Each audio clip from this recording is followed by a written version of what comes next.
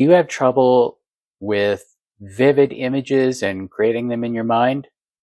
Let's find out why that might be.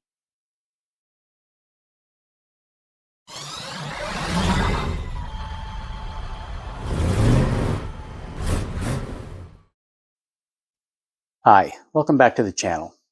So today's topic is on aphasia.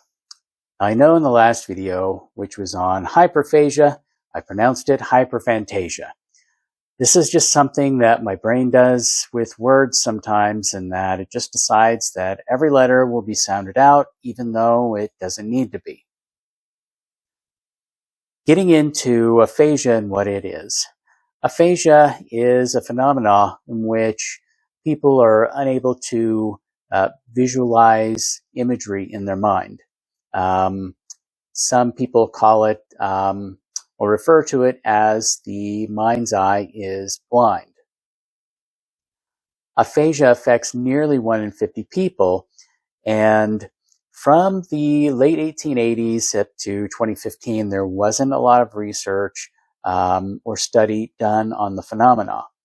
Now, just like hyperphagia, aphasia, or the description of aphasia, was authored and published by Francis Galton.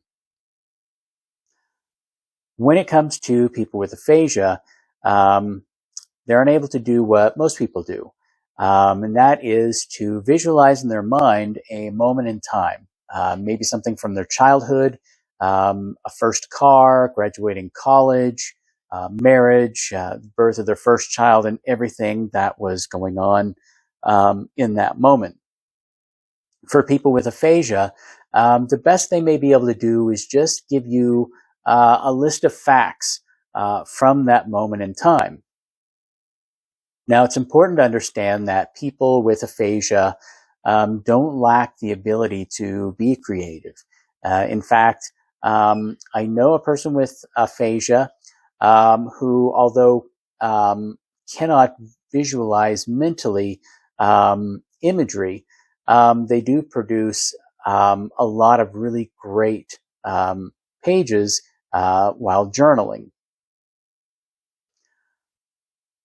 Now, when it comes to things like hyperphagia, aphasia, there isn't concrete evidence that these are direct traits or highly linked traits to autism, and it's very unknown whether these conditions can be associated with other mental disorders. So a lot of work still needs to be done in this area. Speaking of work in the areas of the mind, I'm probably going to segue off on this because it's something that I have been wanting to say for a while, and I just figured now would be a good time. Since I started the channel, I have been following closely advances in artificial intelligence. Now, while some of this is very fascinating when it comes to the things that people are able to do today, I find it very troubling that so much effort is going into this and effort is being taken away from the study of the human mind. I mean, how do we really know that we have reached the potential of the human mind when we still know so very little about it? While we know how to repair and program machines, there's still most of the brain for which we have no idea how to fix, how to repair, to give someone who was complete, who may now be, according to some, incomplete, a wholeness again. I hope that makes sense. It makes sense to me. And if it doesn't to you, then it doesn't, and there's not a lot I can do about that. I think that when it comes to the human mind and the potential, everything that we have done this far to simply stop where we're at and create something that could be smarter than us, maybe people think that it already is smarter than us, I think is premature, and this is my own opinion. Being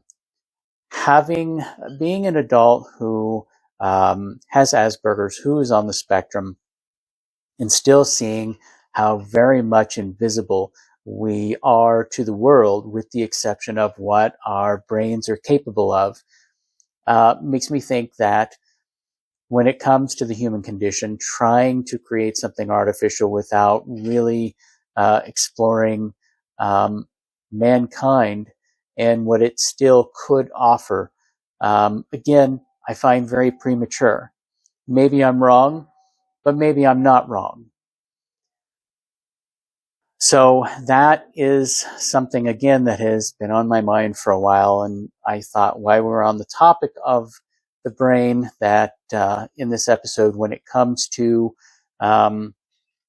visualization and imagery and creativity, that I would just add this to this particular video. Now, I'm not saying technology is bad. I'm not saying artificial intelligence shouldn't be created in many aspects. I'm not saying that at all. What I am saying is that, are we trying to create something that we really could do ourselves if we knew more about the human brain?